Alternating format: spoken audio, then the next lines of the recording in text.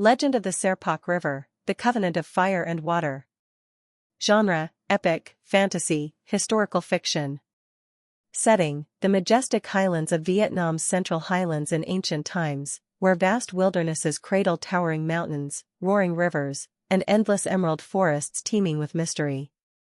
This was an era when humans and spirits walked side by side, when mountain winds whispered prophecies, and the earth and sky breathed in harmony with all living things. Echoes of ancient drums still lingered in the mist, and every rustle in the leaves carried the secrets of gods and ancestors. Episode 1: The Origins of the Two Kings.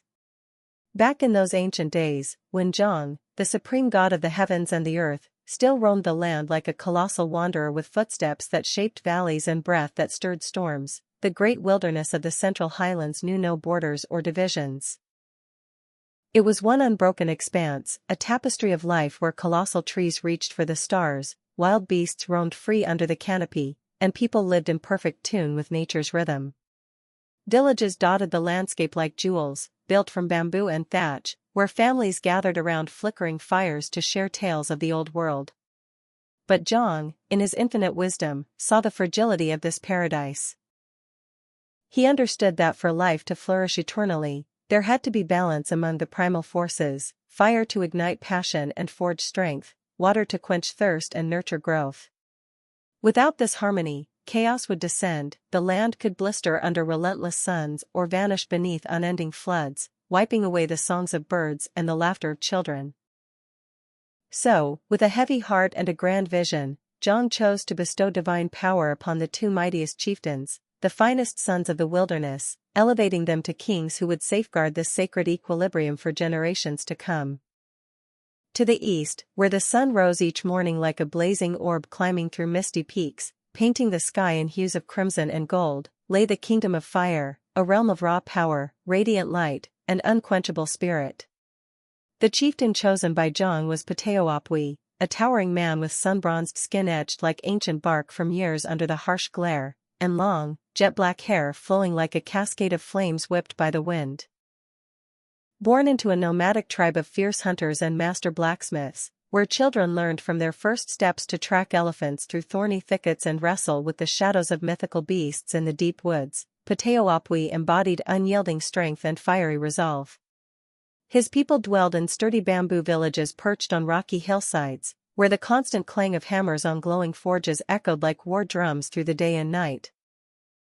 They worshipped the sun's eternal glow, seeing fire not just as a tool, but as the very soul of muscular might and unbreakable will. Every dawn, the villagers, men with calloused hands from wielding spears, women adorned in woven cloths dyed with fiery ochre, gathered around massive bonfires at the village center. There, they chanted epic songs passed down from elders, recounting heroic tales of hunts that tamed savage rhinos and battles against fire-spirited demons that haunted the volcanic craters. Pateoapui's ascension began on a fateful night when the skies unleashed a ferocious thunderstorm, the kind that made the ground tremble and rivers swell with fury. As the first bolt of lightning tore across the heavens like a divine whip, Zhang manifested before him in a swirl of smoke and embers, his form a colossal shadow wreathed in crackling energy. With a thunderous clap, Zhang harnessed the raw fury of the storm to forge the divine sword, Gum Saga, from the essence of fallen stars and molten earth. This blade stretched as long as a man is tall, its razor-sharp edge gleaming with. Meanwhile, to the west, where rivers defied the pull of gravity and flowed upstream in a mesmerizing miracle of nature, carving serpentine paths through lush valleys, stood the kingdom of water, a domain of vibrant life, eternal flow, and quiet profundity. The chosen chieftain was Pateoia, a lean and graceful figure with eyes as deep and reflective as the darkest riverbeds, and prematurely silver hair that shimmered like moonlight on waves, signifying a wisdom accumulated from countless cycles of flood and renewal. Hailing from serene riverside clans who tilled fertile rice paddies and tended herds of gentle water buffalo, Pateoia represented profound insight and the gentle persistence of flowing streams. His villages hugged the banks of crystal-clear streams that sang lullabies through the night, with elegant stilt houses nestled under the protective canopies of ancient banyans, and the resonant gong of bronze chimes filling the air during soft rainfalls. His people were gentle yet profoundly connected to the rhythms of existence, honoring life through intricate rain-calling rituals where women, draped in flowing blue fabrics, sang haunting lullabies to the fields, and men spun mesmerizing tales of river spirits that guarded hidden springs. They believed all things sprang from water's embrace. The lush greenery that carpeted the hills, the multiplying animals that drank from its depths, and humans who found solace and peace in its endless, meandering current. Pateo Ia's destiny unfolded under the glow of a full moon, as a thick fog blanketed the wilderness, muffling sounds and veiling the world in ethereal mystery. From the damp earth's depths, Jong emerged like a rising mist, his presence a cool whisper that chilled the air and stirred the waters. With a gentle gesture, Jong drew forth the serpent jewel, Lagu Sire. A shimmering green gem, radiant as a captured droplet of the purest stream, born from the crystalline tear of a divine serpent that embodied renewal, transformation, and the cycle of life. "Oh, Pateo Ia," Jong murmured, his words flowing like babbling brooks over smooth stones, soothing yet commanding, "I bestow upon you Lagu Sire, the emblem of water and boundless sustenance. Let it glow in your palm, and dark clouds will gather swiftly, unleashing life-giving torrents to revive all beings under the sky. Use it with care to keep the wilderness forever evergreen and fertile, but remember this sacred law: water gains its true strength only when balanced by fire's spark, for without boundaries, it floods and erodes the very foundations it seeks to nourish." As Pateo Ia grasped the jewel, a cool, invigorating surge of energy coursed through his body, awakening visions of bountiful harvests and harmonious flows. Thus, he rose as the king of water, a sage ruler who taught his folk to dig intricate irrigation canals that webbed the land like veins, plant vibrant fruit groves along misty riverbanks where blossoms perfumed the air, and celebrate joyous rain dances under pouring skies.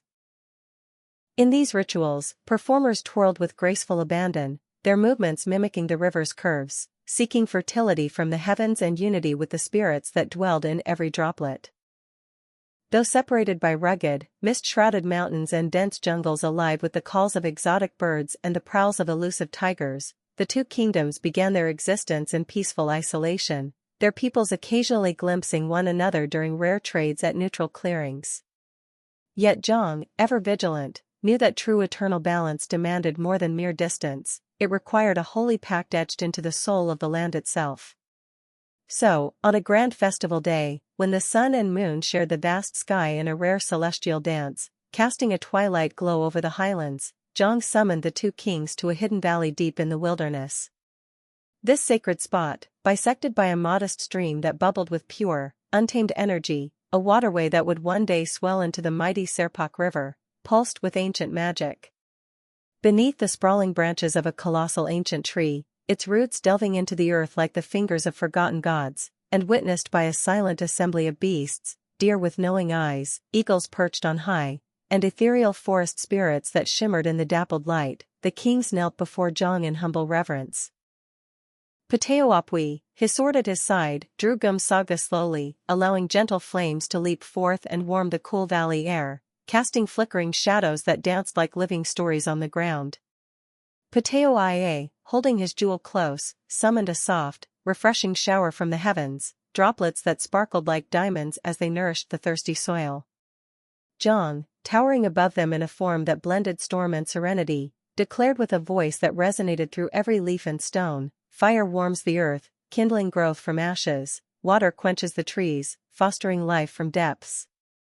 Neither shall invade the other's domain, together, you shall preserve the wilderness's verdant glory for all time.